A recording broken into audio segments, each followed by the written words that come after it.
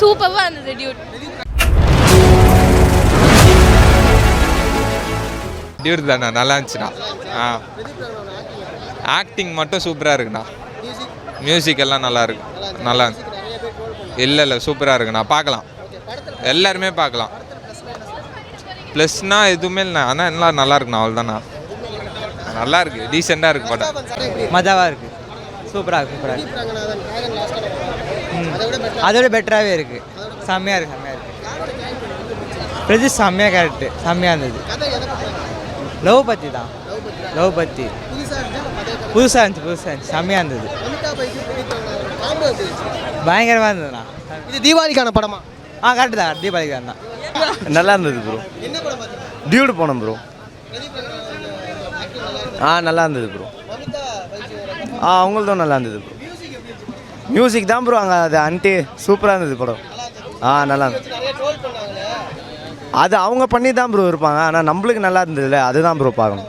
Worth தான் bro, ஜாலியாக இருந்தது. படம் நல்லா இருந்ததுண்ணா. பர்ஃபார்மன்ஸ் இதுக்கு முந்தின படத்தில் கம்பேர் பண்ணால் இந்த படத்தில் எப்படி? நல்லா தானே இருந்துச்சு.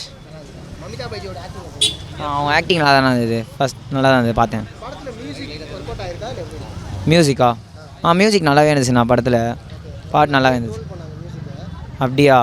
என்ன தெரில, நல்லா தான் இருந்துப்பா. நான் பாட்டு படம் லேக் ஆகாமல் லேக்லாம் இன்ட்ரெஸ்டிங்காக இருக்குது. அப்படி இந்த படத்து மூலிமா மக்களுக்கு என்ன சொல்லுவாங்க?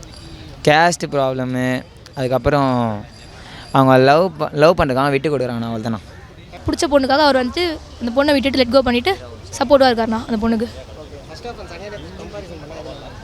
ரெண்டுமே நல்லா தான் இருக்குது. ஃபர்ஸ்ட் ஹாஃப் நல்லா தான் போகுது, செகண்ட் ஹாஃப் நல்லா தான் போகுது. ட்ராகன் லேக் ஆகலை. ட்ராகன் வந்துட்டு எல்லாருமே பார்க்குற மாதிரி இருக்குது. இது வந்துட்டு இந்த ஜென்சி மட்டும் பார்க்குற மாதிரி இருக்குது. அதனால டியூட் நல்லா இருந்துச்சு, நல்லா இருந்துச்சுண்ணா. சூப்பர்,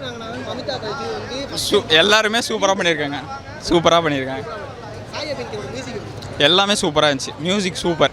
சாய் எம்கேயோட மியூசிக் வந்து நிறைய பேர் ட்ரோல் பண்ணாங்க. இல்லை உண்மையிலே சூப்பராக பண்ணியிருக்காரு. செமையாச்சு படம். நீங்கள் இப்போ இருக்க ட்ரெண்டுக்கு எடுத்திருக்காங்க. உண்மையிலே சூப்பராக இருக்குது. டியூட்ண்ணா நல்லா இருந்துச்சு ப்ரோ. ஒரு நாட் 2 டைம்ஸ் பார்க்கலாம். இல்லை லைக் சிமிலர் 3 படத்துலையும் எப்படி நடிச்சாரோ அதே மாதிரி தான் நடிச்சிருந்தார். கொஞ்சம் நேச்சுரலாக இருந்துச்சு, அவ்வளோதான்.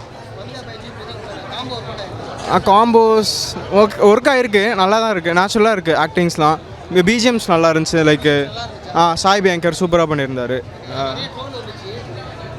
ஆக்சுவலி எனக்கு அந்த சாங் பர்சனலாக பிடிச்சிருந்துச்சு.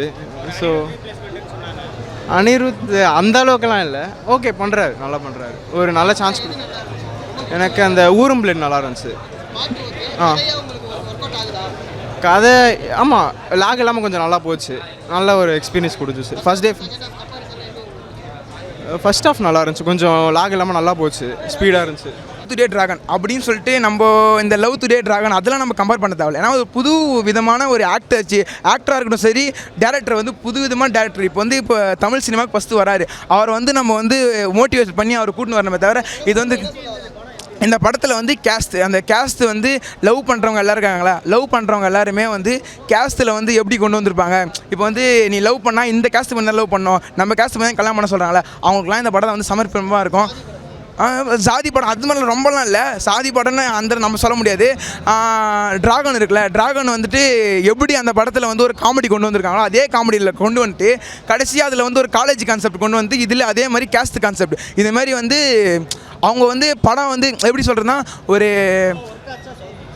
சொதப்பல செம்மையாக இருந்தது படம். நிச்சயமாக தீபாவளி கொண்டாடி படம் தான் இது. நான் எப்படி சொல்ல வரேன்னா ஒரு கேஸ்ட்டுக்கான படமாக இருக்குது. இப்போ வந்து பேரண்ட்ஸ் வந்து கேஸ்ட் பார்க்குறாங்களே, அவங்களுக்கு வந்து இந்த படம் பார்த்தா லைட்டாக ஒர்க் அவுட் ஆகும், அவ்வளோதான். ஆமாம் வைபாக இருக்கும். ஆனால் ஒன்று அவர் கெட்டப் வந்து அதே கெட்டப் திரும்பி கொண்டு வரதுனால கொஞ்சம் லைட்டாக அப்பார்ட்மெண்ட்டாக இருக்குது. மிச்சபடி வேறு ஏதாவது படத்தில் வந்து இவர் மாற்றினா சூப்பராக இருக்கும். சரத்குமார் இப்போ செம்மையாக இருந்தது. அவர் தான் வந்து இந்த கேஸ்ட் கான்செப்டே பயங்கரமாக கொண்டு வந்திருப்பார். கடைசியாக வந்து அவர் சொன்ன அந்த ஒவ்வொரு டைலாக்காக இருக்கட்டும் வேறு மாதிரி கொண்டு வந்திருப்பாங்க.